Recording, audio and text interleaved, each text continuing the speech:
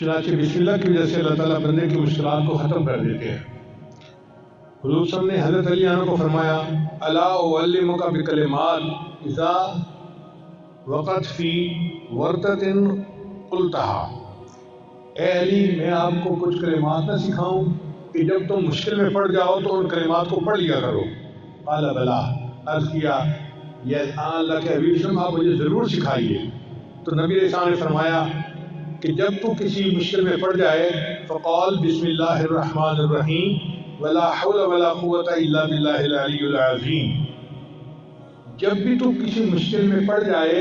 تو بسم اللہ الرحمن الرحیم پڑھا کر اور لا حول ولا قوة الا باللہ العلی العظیم، ان کلمات کے پڑھنے سے اللہ کئی مشکلات کو دور فرمائیں گے۔ اب یہ عمل کسی ایک عام پیر نے نہیں بتایا، دنیا کے پیروں کے سردار، دنیا کے نبیوں کے سردار حضرت محمد مصطفیٰ احمد مجتبیٰ صلی اللہ علیہ وسلم جو اللہ کے محبوب ہیں، یہ عمل انہوں نے بتایا ہے، تو کتنا سچا اور پکا عمل ہوگا۔